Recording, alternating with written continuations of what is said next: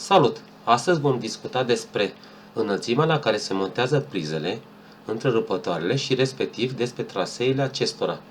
Observăm în această planșă că prizele se montează la 30 de cm față de pardăsala finită, prizele de blat la 100-120 de cm de pardăsala finită, prizele electrocasnice mari la 20-30 de cm, prizele de hotă la 130-150 de cm sau în spatele corpului de hotă, cum am mai văzut. Prizele multimedia TV se montează la 100-140 de cm de pardăsala finită în funcție de înălțimea la care punem televizorul. I7 ne cere să respectăm o distanță de minim 15 cm față de muchiile golurilor, uși sau ferestre. Și respectiv ne cere 60 de cm față de sursele de apă. Asta se referă la baie, respectiv chiuvetă, cadă sau duș. Această distanță de 30 de cm nu este impusă de I7. Este o distanță cerută în general de proiectanți. În această planșă vorbim despre traseele orizontale și verticale. I7 cere expres ca traseele să fie numai orizontale și verticale și niciodată să nu fie pe diagonală, sub nicio formă. De asemenea, I7 ne cere să nu schimbăm nivelul fără motiv. Adică dacă am pune o nivelă laser, de exemplu pe această linie punctată, să respectăm această linie și să nu ne abatem să punem mai sus sau mai jos o anumită priză. Traseele trebuie să fie foarte predictibile. Ce trebuie să mai ne asigurăm în momentul în care renovăm sau în momentul în care ne facem o casă nouă? Trebuie să ne asigurăm că avem împământare la absolut toate circuitele. Electricienii mai vechi sunt obișnuiți cu faptul că împământarea era doar în baie și bucătărie și ar putea să rămână cu această idee.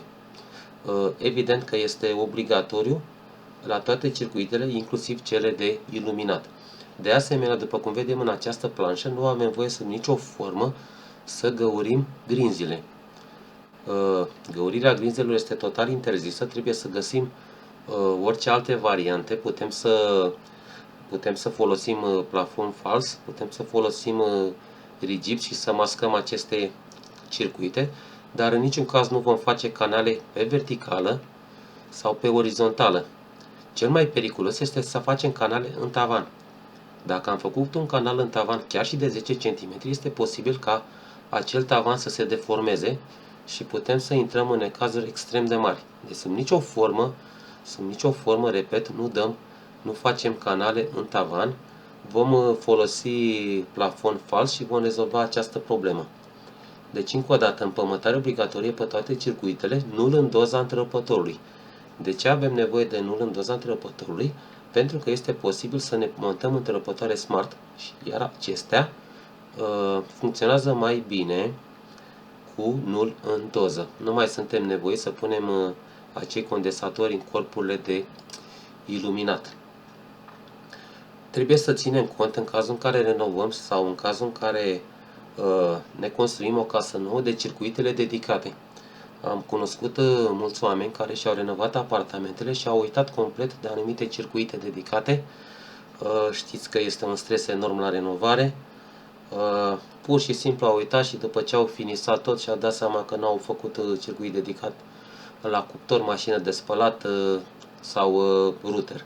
Este foarte important să ne facem un checklist și să avem în minte permanent aceste circuite dedicate în momentul în care renovăm sau construim o casă nouă. Pentru că este foarte, foarte ușor din cauza stresului să uităm anumite circuite.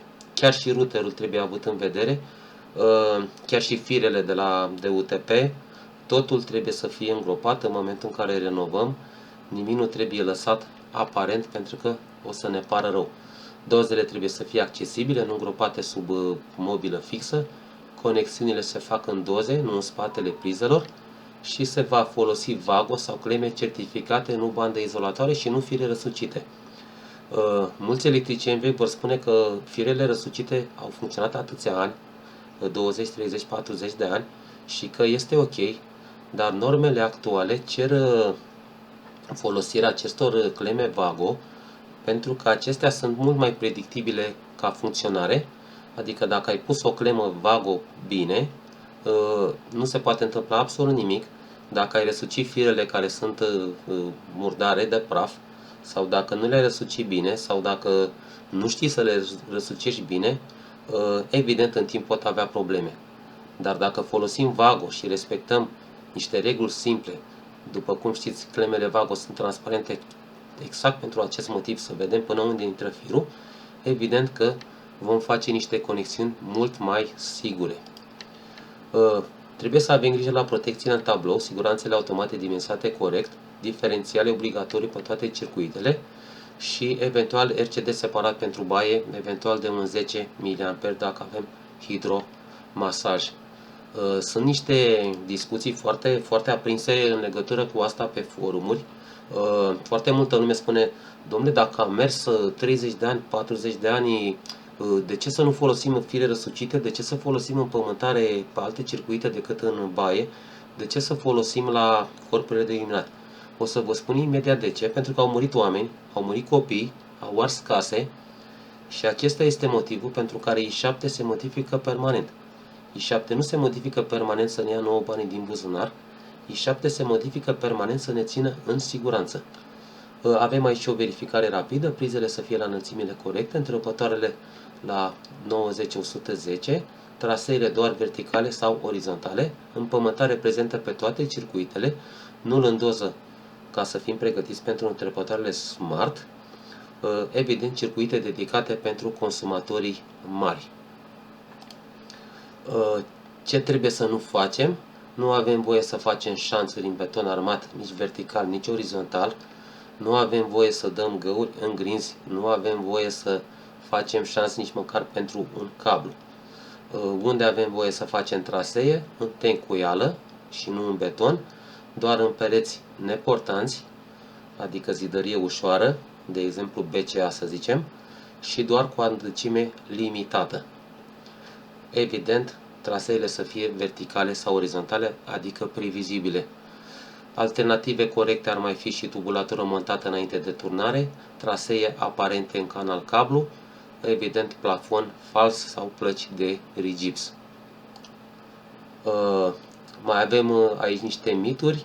Prizele la 30 de cm sunt obligatorii prin normativ, nu sunt obligatorii prin normativ, în general sunt obligatorii datorită faptului că așa cer proiectanții.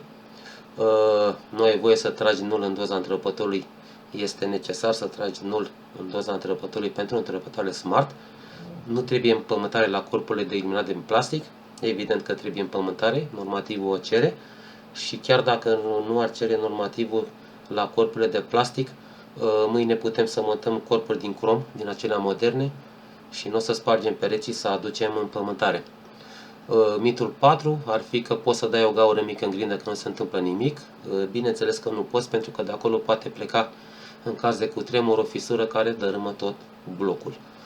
Mitul 5, traseele diagonale sunt ok dacă le faci pentru tine și știi pe unde le-ai făcut. Nu sunt ok, normativul interzice în totalitate traseele pe diagonală.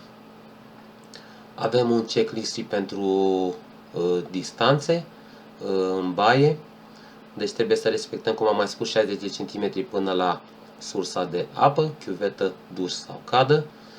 Trebuie să montăm prize numai IP44 sau mai bune.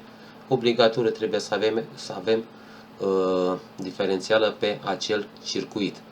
Înălțimea prizei în baie de obicei este la 100-120 de cm de pardoseală.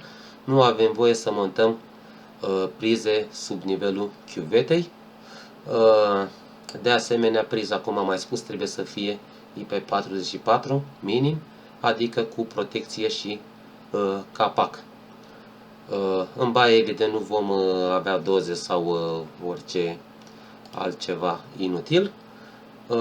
Avem aici și checklist-ul pentru baie, deja am vorbit despre asta. Nu avem voie în zona 1, zona 2, adică aici aproape de duș, sub nicio formă. Cam atât în acest video. Dacă v-a fost util acest video, vă puteți abona. m-ar ajuta enorm să pot continua cu materiale de calitate. Vă mulțumesc că m-ați urmărit și ne vedem într-un video următor.